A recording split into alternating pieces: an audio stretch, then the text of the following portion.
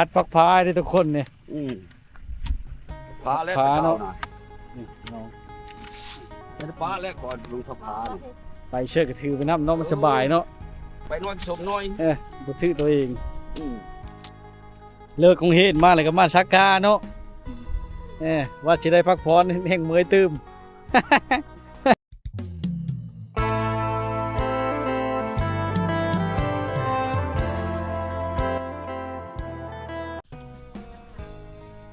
กับสวัสดี FC ทุกคนนะยินดีต้อนรับเข้าสู่วิถีชีวิตคนไทยบ้านสิเก้าสิเคยมื้อนี้วิดีโอนี้ก็เฮาสิพาพี่น้องมาเบิ่งในการเริ่มต้นการเฮ็ดนาทุกคนเนาะบ่ว่าสิเป็นการเฮ็ดกาสักกาของชนเผ่าผู้ไทยของชาวผู้ไทยเฮาเนาะที่บ้านนาแอะนะทุกคนนะเมืองเวลาบุรีแขวงชนเขตเนาะเพราะว่าเขตนี้ก็มันเป็นหน้าที่บ้านเนาะมากายมาเห็นท่านมาชมเนาะเดี๋ยวไปติดตามชมเหมือนกันพี่น้องเป็นอันเลยเนาะบรรยากาศย่ำแรงๆนะทุกคนนะวิวกำลังงามเนาะทุกคนเนาะโอ้หลักเหตุการณ์จะพูดเนาะไก่ช้อนย่ำหน้าไปนี่เนี่ยง้อควายเขาเจ้าเนี่ยเลิมไก่ชิพุเลยทุกคนเนาะหาอยู่หากินกับเพิ่งก็เริ่มมดแล้วฝนตกไหมไปนี่มันก็เริ่มพงเนาะคนเนาะพี่น้องชาวผู้ไทยเมืองว่างนี่เขาจะเอ็ดกาต่างก็คือกับมันเผาผู้ไทยทั้งวิถีชีวิตคนไทยบ้านเนาะวิถีชีวิตคนไทยบ้านนี่เขาจะอันนั้นเอาเนาะไถฆ่าหรือว่าอะไรทุกคนแต่ทีนี้เวลาฝนตกไหม้แบบนี้เนาะเขาไถคาดเลยเขาจะนำหมอนะแตกต่างกันได้ทุกคนเนาะเดี๋ยวไปเบิ่งเหมือนกันเนาะนี่พี่น้องเขาไทยคาดแล้วเขาก็นำแบบนี้เนาะเขาบอกว่าชาเฮ็ดเนาะมันท้องถิ่นบ่คือเดียวได้พี่น้องจนเผ่าผู้ไทยเขาเนาะแถวบ้านฮิตชีเนาะมันคือเขาจะไทยคาดแล้วก็ว่านโลดซักเอามีชักเอาเนาะนี่กันหลายคนเนาะหลายคนช่วยเดียวพี่น้องกันทั้งหมดแล้วนี่เนาะลูกหลานช่วย โน่นนี้แล้ว ใครจะมันบดมันนี่เนาะเราเบิ่งการชักกาของพี่น้องเผ่าผู้ไทยเบิ่งว่างพี่น้องเขตบ้านไหนนายมเนาะ2คนชักแล้วก็หลายคนป้อนมาแล้วอยากทมน้ำหลังบ่นี่นะเอาขี้แก้บโอ้ยซื้อเอาขี้แก้บขี้โง่เนาะปุ๊บแถวนี้โง่มันมานอนลายโอ้ยงามอยู่ดอกงาม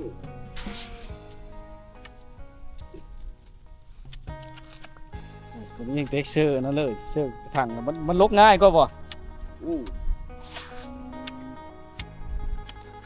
บ่ลงหูต้องเนาะเย็บไปเลยเนาะเขาเย็บก็ได้ดินะได้บ่เฮาเย็บนี่ได้บ่ได้จุป้อนแล้วคันมีป้อนมันถมเนาะยังมันถมเนาะมันจะควัดเอา คัดพักพายได้ทุกคนเนี่ยพาแล้วเนาะเป็นพาแล้วก่อนลุงพาไปเชือกกระถือไปน้ำเนาะมันสบายเนาะไปนอนสมน้อยบ่ถือตัวเองเป็นวิธีชาวบ้านพี่น้องย่ำให้ย่ำหน้าไปเนาะเขาจะตกกาได้เคยแล้วแต่พอแต่แม่ฝากตั้งแต่งมาโดยชาวผู้ไทยนี่เฮ็ดเป็นประจำเลยเนาะเจอกับพี่น้องกันหลายคนไปช้อยเดียวนะเนาะปอนเจอหูลุมมันซักนี่เนาะมันลุกง่ายก็บ่เฮ็ดแบบนี้นะลุกง่ายก็บ่ลุกง่ายคันเฮาว่านพัดมันมีเคยได้เขาคนดอนนี้นะน้อยคนเขาจังเฮ็ดนั่นว่านแตกต่างกันเลยมีคนแถวบ้านบาววิธีคนไทยบ้านนี่เขาจะไถคาดแล้วก็ว่านเอาเลยเนาะอันนี้เขาจะนำเลยนี่มันลุกง่ายกว่านะแต่แถวนั้นพอบ่เคยได้บ่เคยเห็นอันนี้นะมันเคยมันนะว่าแต่พี่คนในท่านเคยเขาดูขนาดพี่น้องสาวจำน้อยชนบทกันเลยเนาะเก่งขนาดเลย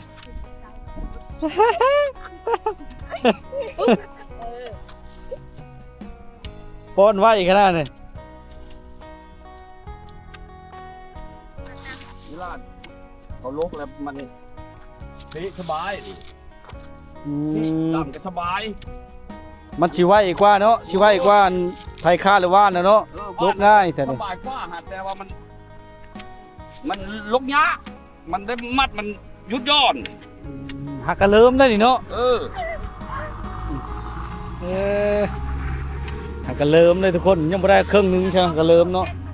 ไทยคาดพลหักกระตกเมื่อวานนี่ เออไทยบ้านนี้คาดบ้านนี้ แล้วแหละหลังจากแล้วนี่ได้ซะตูนหลังจากซักแล้วมื้อนี้เฮ็ดแนวเลยปะในนี้เลยบ่ทมบ่ เอาขี้แก๊สมาห้อยเสื้อเฮ็ดเสื้อให้มันปุ๊บคุมมั่นโอเคโถ จังเอาไว้นะย้อนว่ามีแนวแก้ทมเลยบ่ได้แก้เนาะ เอาเลย โบยที่แก้ชื่อ โอ้ยขี้แก้ชื่อ ก็ได้อยู่นี่คันอันนั้นมันผงอยู่เด้นี่นะ อันนี้มันได้ขี้แก้สมัยก่อนมันไม่ได้ขี้แก้แล้ว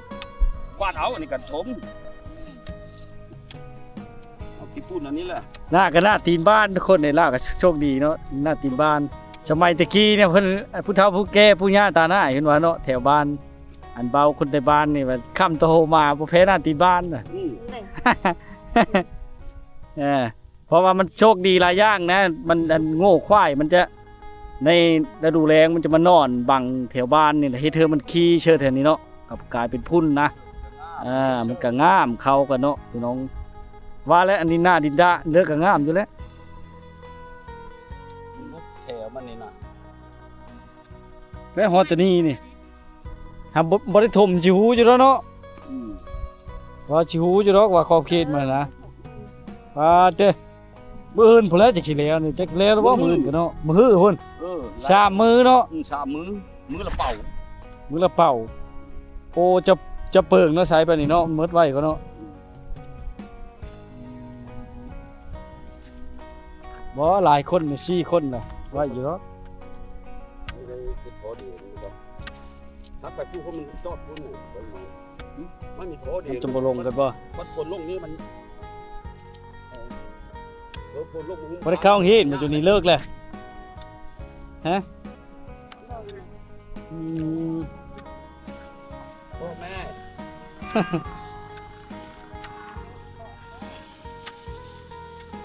ต้นพวกนั้นก็ฆ่าหลานเลยลูกฆ่าหลานเลยได้แต่เบิ่งหมูเลยพี่น้องเอ้ย ลูกสาว มาเฮอกำลังจิกกำลังเจอเนาะผู้เอส มาเฮอกำลังจิกกำลังเจอผู้เอสนะ นี่เป็นการชักกาของชาวผู้ไทยพี่น้องเนาะเพื่ออยู่เคยอยู่ไกลคิดฮอดบ้าน อยู่ฝั่งไทยหรือต่างประเทศเนาะสามารถติดตามรับชมทั้งวิถีชีวิตคนไทยบ้านเนาะทั้งช่องยูทูบเบอร์เด้อพี่น้องนี่แล้วเขากันได้ช่วยเหลือกันนี่แหละตกฮอดเดือน6เดือน5วันที่สปายเดือน6เนาะเขาก็หลังจากวิทย์สงกรานต์มาแล้วเนาะเขาจะตกกาตกบุ้งแล้วเวลาฝนตกแห้งเนาะยามอึ้งอ้อนี่นะทุกคนอึ้งอ้อยเนาะจะมาตกกาไถคาดเรียบร้อยเลยกะนี่แหละซักเอาไปนี่เนาะเพราะว่าเฮ็ดแบบนี้มันจะลกง่ายนะทุกคนนะมันลกง่ายเนาะเวลาลกนึงผู้เดียวก็ได้นี่ดำหลายคนเนาะดำหลายคนกันผู้ลกนี่ท่านได้แบบนี้ถ้าว่าเฮ็ดคือทั้งวิถีชีวิตคนไทยบ้านนี่ครับว่ามันจะลกนั่นไทกาเนาะนั่นได้แบบแต่เฮาเว้าน่ะได้ยินหลายคนเว้าอยู่แต่ว่าง่ายเฮ็ดน่ะคือเว้าแล้วเฮ็ดมือเดียวกันแล้วไถคาดว่านแล้วแหละ แล้วอันยะลก อืม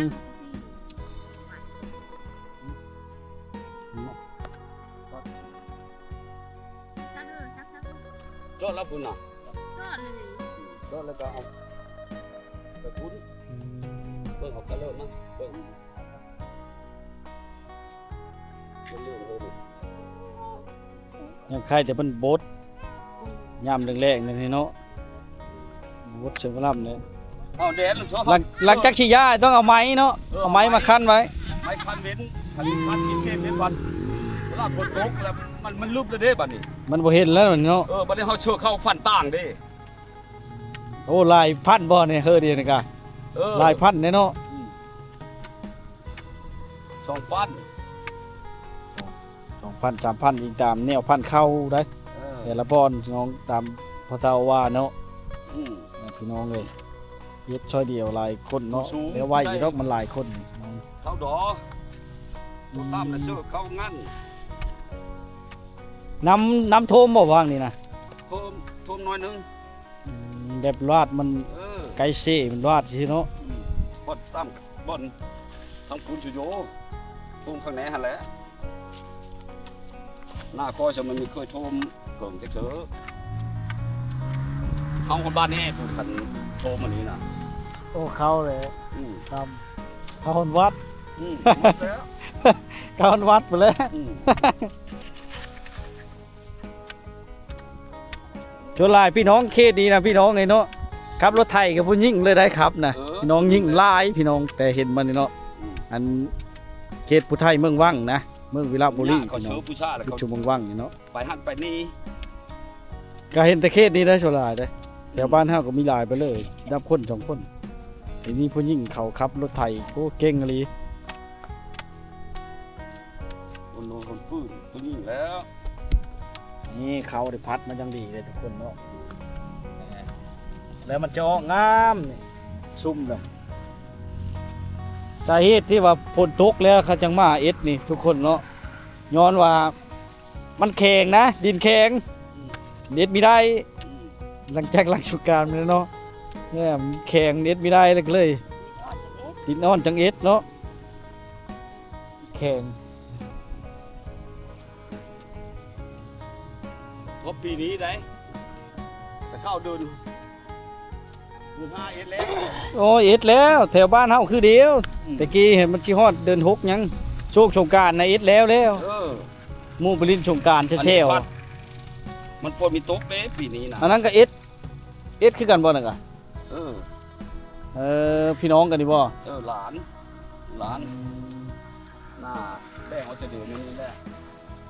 เพราะเอาคำทะชู หาเฮ็ดผู้ชายน้อยนี่มันยังไว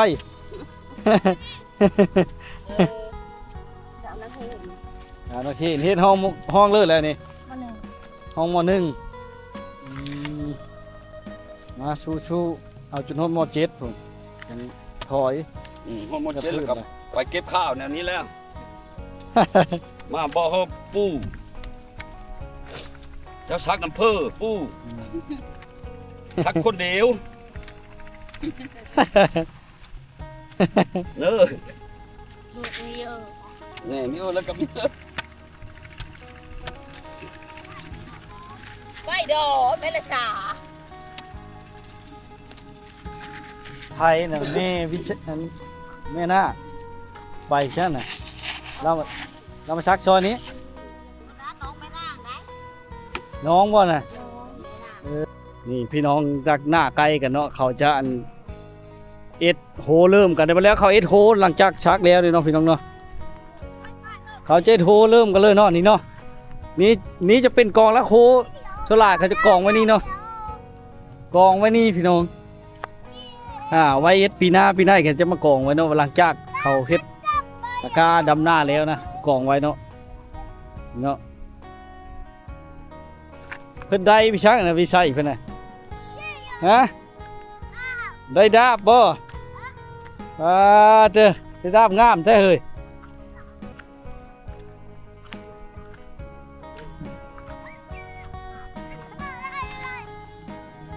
เอาคือถือข้าวปูมาหน่อยเถอะเป่านั้นก็แม่นบ่น่ะ แก้ม ขี้แก้บเลยนะ มันค้ำเลยเท่าขาวชักยังไม่มี ขาวชัก ขอให้ขึ้นว่าแม่นะเขาบ่ชื่อจ้ะอย่าคือเดียวเฮ้ยเนาะมาเบิ่งผู้สาวชักกามนี่ทุกคนยามให้ยามหน้าเลยเนาะเขาเจ็ดกาคือมีหาผู้บ่าวมาช้อยอันนี้เด็กเขาไปเลยจังได๋ก็ไปนำเขาแล้วนี่ก็นี่เด็กน้อยก็แล่ลิ้นอยู่พี่น้องเด็กๆกันเนาะยังมีเอสวิเป็นดอกชำนาญนะพอดีครึ่งวิอยู่บ้านนาเอะนี่บ่นี่ บ้านแกงได้ บ้านเกวิไลเอาเราอยู่บ้านนาเอะหน้าคือเดียวพี่น้องกันเนาะ เอาอย่ามาเหยียบนี่นะมึงเข้าแล้ว วันนี้มาเห็นนั้นผู้สาวมา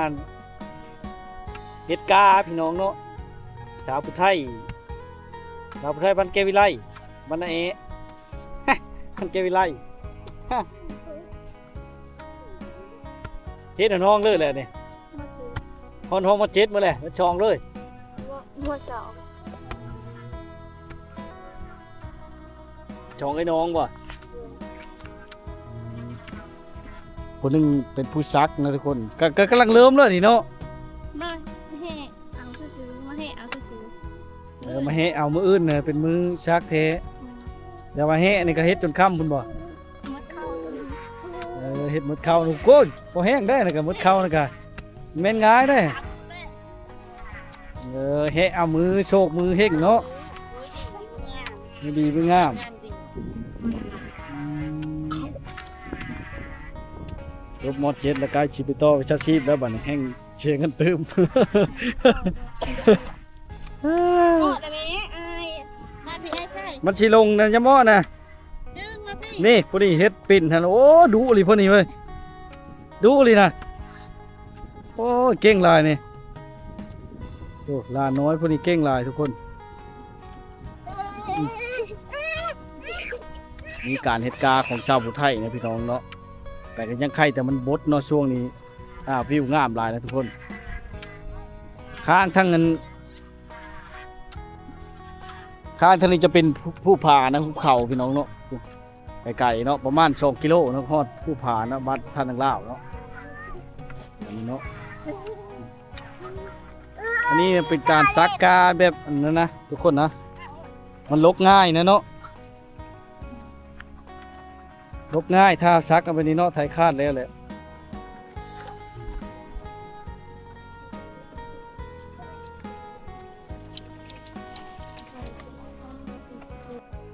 เลิกของเฮ็ดมาเลยก็มาซักกาเนาะว่าสิได้พักผ่อนแห่งเมื่อยตื้ม ใครแต่มันบดอันนี้อากาศก็เป็นใจน้องวิวก็งามเนาะมันเลยกลายมาแถวทิศภูไทยเนาะจุดชุมว่างๆนะพี่น้องเขตนี้มีแต่ชนเผ่าภูไทยแต่มันเนาะเราพี่เลิกพี่น้องเลย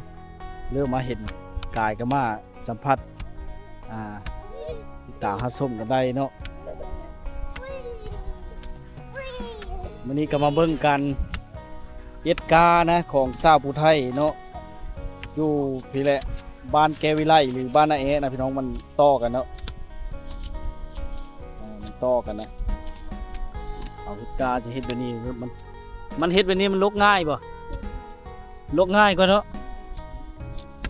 แต่ว่าหน้าแล้วกว่าอันไทยคาดว่านเลยแต่บ้านเฮาเอ็ดนั้นเลยไทยคาดว่านโลดลกยากแล้วบัดนี้เพื่อสิได้กามัดหนึงเวียนง่าย